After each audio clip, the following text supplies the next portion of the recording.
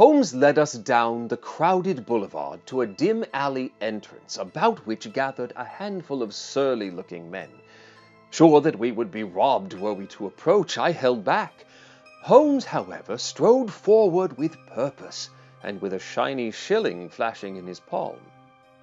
Flash coin like that, sir, and a bloke might think you were asking to buy more than just the newspaper.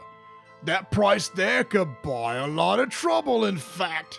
I ain't saying I knows a man that can do it, but I ain't saying as I don't. He's talking about me, Governor, and if I was asking me, I'd be talking about him. Now, what is it you're looking for?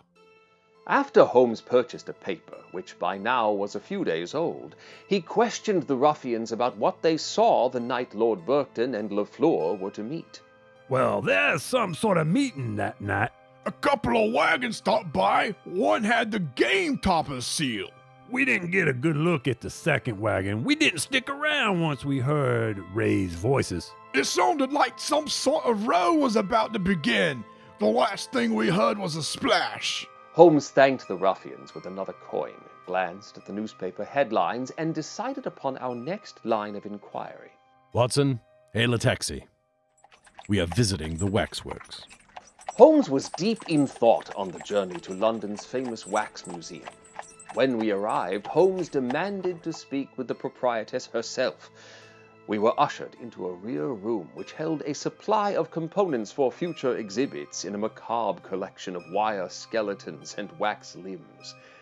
Madame Broussard arrived promptly and not a little angry, apparently displeased to be in the presence of her famous neighbor. Good afternoon, Madame Broussard.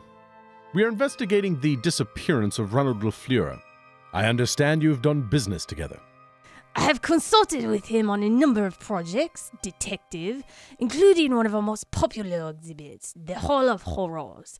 Mr. Lafleur designed several of the pieces there, including our famous recreation of the Tower of London in miniature.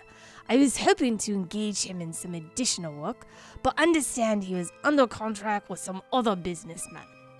Holmes learned that while they had worked together often, Broussard and Lafleur had never actually met, and that the missing artist preferred to spend most of his time in his Hyde Park workshop, communicating with his many clients almost exclusively by post and courier. Lafleur also had a particular talent for working in miniatures, it seemed, a talent Broussard was only too willing to indulge. Holmes requested from Miss Broussard some samples of Lafleur's written plans. She first objected on the grounds of trade secrets, but shortly relented and retrieved a set of blueprints.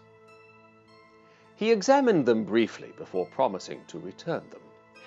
Before we left, Holmes requested one further piece of information, the address of Ronald Lafleur's Hyde Park workshop. We shortly arrived at a block of modest three-story homes on a quiet street not far from Hyde Park.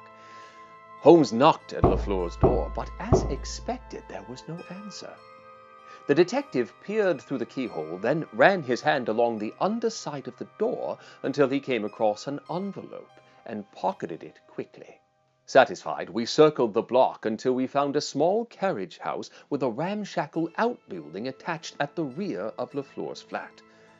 Holmes peered through one of a series of small windows on the back wall, then directed me to follow suit. I say, Watson, what have we here? Follow the clues for an opportunity to win a complete game topper system. Care to investigate further? Subscribe here to be alerted when the path to the next clue reveals itself.